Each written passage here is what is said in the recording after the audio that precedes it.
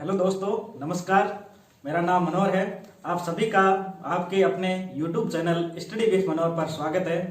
दोस्तों, जो साथी आज पहली बार हमारे YouTube चैनल पर आए हैं वो इस चैनल को सब्सक्राइब कर दें और दूसरे जितने साथी हैं वो इस वीडियो को लास्ट तक देखें, इस इन्फॉर्मेशन का आनंद लें और कोई भी सूचना मिस नहीं हो, इसलिए इस वीडियो को आपको लास्ट तक देखना है। दूसरी चीज, ये वीडियो हमारी टीम द्वारा कई रिसर्च के बाद और मेहनत के बाद बनाया जाता है, तो आप जितने आपके दोस्त है तैयारी करने वाले उनमें आप शेयर कर सकते हैं। दोस्तों, आज का वीडियो है वो नेट जेआरएफ के इतिहास पेपर के ऊपर बनाया गया है। इससे पहले हमने एक वीडियो में नेट जेआरएफ की संपूर्ण जानकारी दी थी और जेआरएफ क्लियर करने के बाद किस प्रकार से आर्थिक स्वावलंबी बनकर आप अपनी स्टडी को जारी रख सकते हैं, वो उस वीडियो के अंदर हमने दिखाया था और वो वीडियो लगभग 2700-2800 लोगों ने देखा है, तो उसका लिंक मैं आपको नीचे दे दूंगा, वो आराम से आप देख लो। उसके बाद फर्स्ट पेपर का वीडियो हमारे टीम के साथी महिपाल सिंह चारण ने बनाया था। वो वीडियो काफी लोगों द्वारा पसंद किया गया, लगभग 4000 लोगों ने देख लिया है।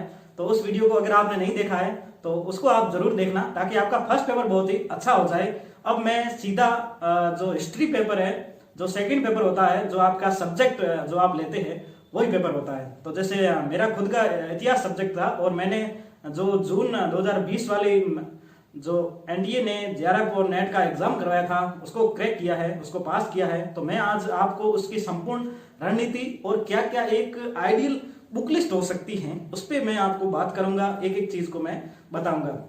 दोस्तों, इतिहास जो सब्जेक्ट होती है या कोई भी सब्जेक्ट, उसके अंतर्गत एक तरह से 100 क्वेश्चन आते हैं। कितने क्वेश्चन आते हैं? 100 क्वेश्चन। और एक क्वेश्चन होगा वो कितने नंबर का होगा?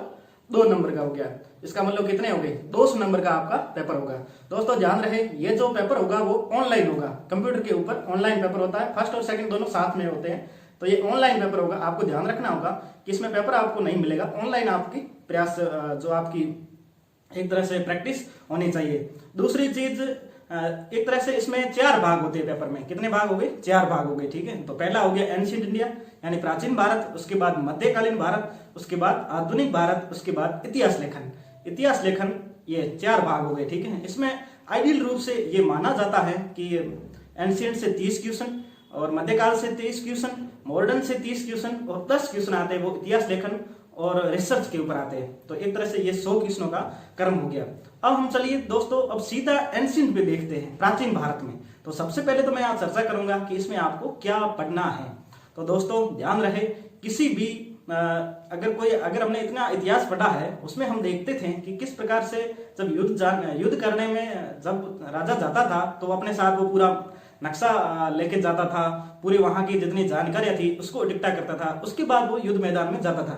आपने अगर मूवी देखी हो पानीपत या कौन सी भी, तो उसमें देखा होगा जब भी कोई युद्ध का दृश्य आता था तो सबसे पहले मैप देखते थे कि कहां पर जाना है, क्या पर क्या व्यवस्था है। तो ये मैंने स्टोरी इसलिए सुनाई है कि आपको भी विषय में प्रवेश करने से पहले और जिस एग्जाम की तैयारी कर रहे हो उससे पहले, एक तो आपको सिलेबस है वो आपकी टेबल के ऊपर होना चाहिए। दूसरा, 5 से 10 साल के जो पेपर है वो भी आपको एक तरह से याद होने चाहिए, या मेरा मानना है याद होने चाहिए, या फिर एक तरह से आपके ध्यान में होना चाहिए। वो आपका सबसे बेहतरीन मार्गदर्शन कर सकते हैं, उस एग्जाम की क्या रिक्वायरमेंट है उसको समझा सकते हैं। चलिए दोस्तों, अब हम एंशिएंट इंडिया की बुक लिस्ट देख सकते हैं। तो दोस्तों, सबकी अलग अलग होती है, जिसने जो पढ़ रखी होती है वही बताता है। तो मेरा मानना यह है और जो मैंने पढ़ी है उसके अकॉर्डिंग मैं बता सकता हूँ कि केसी श्रीवास्तव, उपेंद्र सिंह और पप्पू सिंह प्रजावत जो राजस्थान के कॉलेज लेक्चर में सिलेक्टेड हुए, ये 3 बुक में से कोई भी एक बुक ले लीजिए। तीनों एक जैसी है, तीनों में से कोई एक ले लीजिए। पप्पू सिंह प्रजावत और उपेंद्र सिंह, ये दोनों मैंने पढ़ी है, इसमें से कोई भी आप एक ले लीजिए और आसानी से आप उसको तैयार करते जाइए। दूसरी चीज होती है कि इतने नोट्स कौन बनाएगा, क्योंकि बुक की काफी आपको पता है एंशिएंट इंडिया की लगभग 600 से 1000 के पेज के बीच में होगी, तो इतने आप नोट्स नहीं बना पाओगे। तो इसलिए एक गाइड आपको पढ़ने की जरूरत होती है, तो वो गाइड है आर्य पब्लिकेशन की, सबसे बेहतरीन गाइड मुझे लगी। और इस बार अभी फर्स्ट ग्रेड का जो रिजल्ट आया था उसमें आपने देखे होंगे कई उसके फोटो वायरल हुए थे, कई लोगों ने उसको पढ़ा है और कई लोग अपनी सफलता को अर्जित कर चुके हैं। तो मेरा ही मानना, और मैंने स्वयं ने पढ़ी है, तो बेहतरीन गाइड है, उसको आप पढ़ सकते हो। दूसरी जो एनसीईआरटी आपने पढ़ी होगी, मुझे पूरा भरोसा है, आर एस शर्मा वाली, तो उसको आप बार बार पढ़िए। एक चीज ये होती है, अब कोई कहेगा सर मैंने तो पहले वो बुक पढ़ी है, तो उसको पढ़ते रहिए। अगर आपने आपने एक बार पढ़ी है तो वापस पढ़ने टाइम नहीं लगता, उसको आप आसानी से पढ़ सकते हो। दूसरी चीज होती है कि इसमें फिर क्वेश्चन कैसे आते हैं। तो दोस्तों इसके अंदर क्वेश्चन बहुत ही ज्यादा फैक्चुअल आएंगे, सीधी सी बात है, फैक्चुअल क्वेश्चन आएंगे। जैसे कोई भी कालीबंगा सिंधु घाटी सभ्यता की बात करें तो कालीबंगा के स्थल के ऊपर क्या क्या मिले थे, उसकी खोज किसने की, इस टाइप के फैक्चुअल जो क्वेश्चन आएंगे। दूसरी चीज जितने क्षेत्रीय राजवंश थे, चोल हो गए, पल्लव हो गए, इस टाइप के इनके क्या क्या राजाओं के कर्म रहे, उनकी क्या क्या व्यवस्थाएं थी, इस टाइप से क्वेश्चन आएंगे। तो यानी यहाँ पर आपको मोटा मोटा फैक्चुअल चीजों का एक तरह से जानकारी आपको रखनी ही पड़ेगी। दूसरी चीज अब हम सीधे चलते हैं मध्यकाल के ऊपर। दोस्तों मध्यकाल थोड़ा सा फैक्चुअल भी आता है और थोड़े से नाम है जो अरबी में, फारसी में या फिर तुर्की भाषा के अंतर्गत भी होते हैं, तो हमारे लिए वो थोड़ी सी कठिन होती है, इसमें स्वीकार करने में कोई हर्ज नहीं है। तो दोस्तों इसके अंदर भी आप सतीश चंद्रा की जो बुक आती है उसको आप फॉलो कर सकते हो, बहुत ही बेहतरीन बुक है। उसके अलावा अगर आप चाहोगे मुझे और भी पढ़ना तो पप्पू सिंह प्रजावत ने अभी हाल ही में एक और पुस्तक निकाली है जो एक तरह से सल्तनत काल को कवर करती है, उसको आप पढ़ सकते हो। और दूसरा भाग है वो एच सी वर्मा से पढ़ सकते हो। तो इनमें से कोई भी एक बुक ले लीजिए, उसको आप आराम से पढ़ते, फिर वापस वही बात आती है कितना नोट्स आप बना पाओगे, अगर संभव है तो बना लीजिए, वरना आपको एक गाइड पढ़नी चाहिए, वो सेम ही गाइड है आर्य पब्लिकेशन की, उससे आपकी कई चीजें कवर हो जाएगी।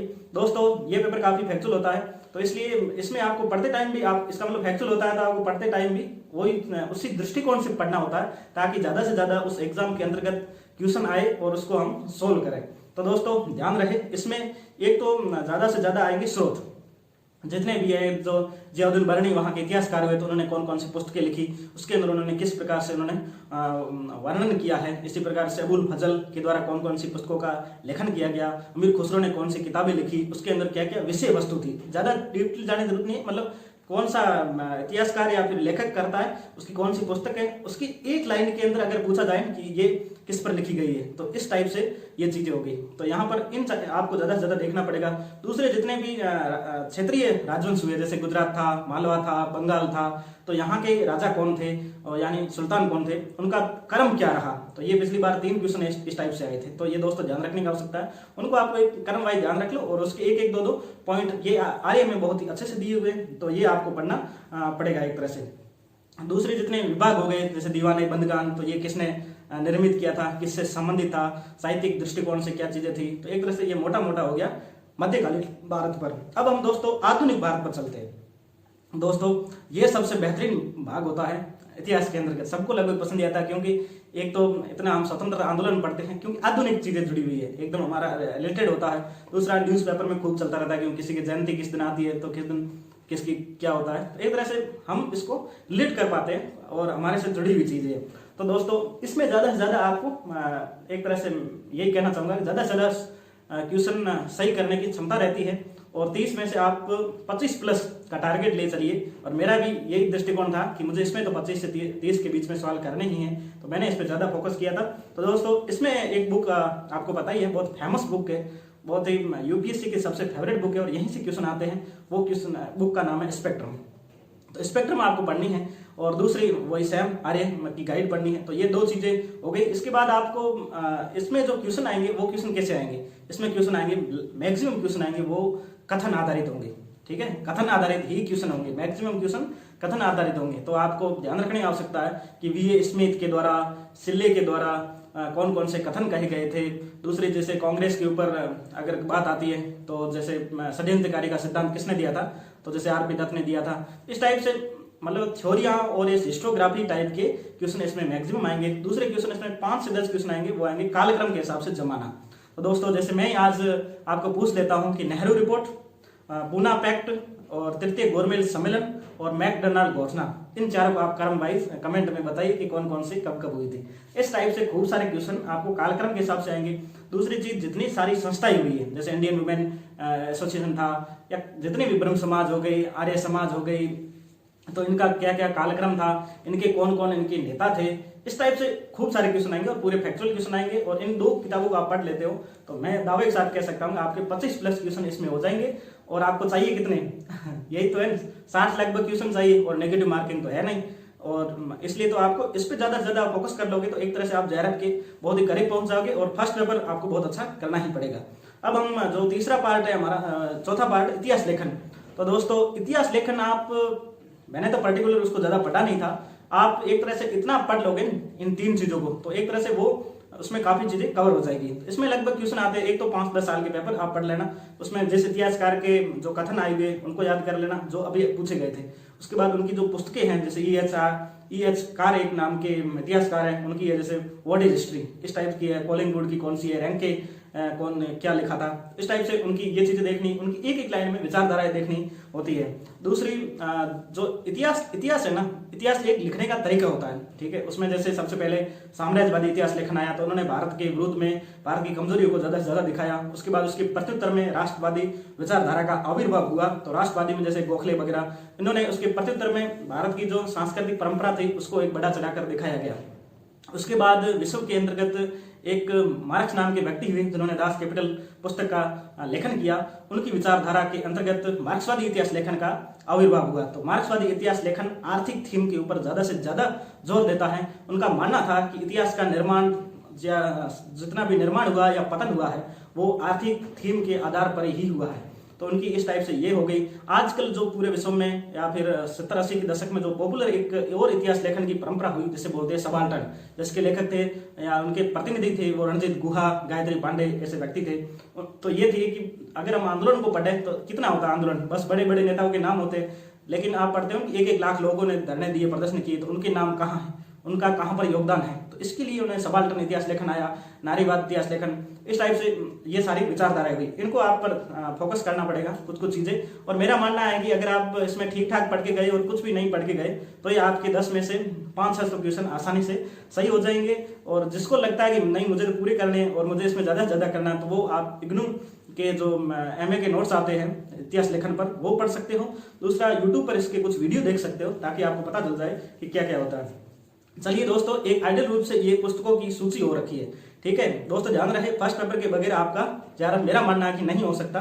तो फर्स्ट पेपर के लिए आप हमारा वीडियो जो मैं लिंक आपको दे दूंगा पूरे प्लेलिस्ट, वो आप आसानी से देख लीजिए। अब हम देख लेते हैं कि इस पेपर में आपको रणनीति क्या अपनानी है ताकि जून 2021 में जब पेपर हो तो ज्यादा से ज्यादा हमारे जो यूट्यूब से आप जुड़े हुए हो वो ज्यादा से ज्यादा इसको क्रैक करें और ज्यादा का फायदा उठाएं। तो दोस्तों सबसे पहले सिलेबस निकाल लीजिए आप इंटरनेट से और अपने टेबल पे रख लीजिए। 5 से 10 साल के पेपर कोई भी उपकार के, प्रतियोगिता दर्पण के या फिर अरिहंत के कुछ भी लेके आइए, वो आसानी से पढ़िए, बार बार उनको रियलाइज कीजिए कि कैसे क्वेश्चन आते हैं। दूसरी चीज, मॉडर्न को बहुत ही ज्यादा अच्छी करनी है क्योंकि मॉडर्न से आपके मैक्सिमम क्वेश्चन सही हो सकते हैं। तो मॉडर्न को आपको अच्छे करना है, स्पेक्ट्रम को बार बार पढ़ना है, उसके जितने तारीखें हैं उसके कालक्रम के अकॉर्डिंग उनके जितने स्टेटमेंट आएंगे उनको आप हाईलाइट करते जाइए, उनको बाद में आपको याद करना है। एंशिएंट की बात करें तो एंशिएंट और मिडिवल में फैक्ट आएंगे, तो आपको पढ़ते समय आपको फैक्ट आप सीधी नजर जानी चाहिए कि मुझे फर्स्ट जो करने हैं। दूसरी चीज, इसी पेपर के अंतर्गत 10 पैसेज आएंगे।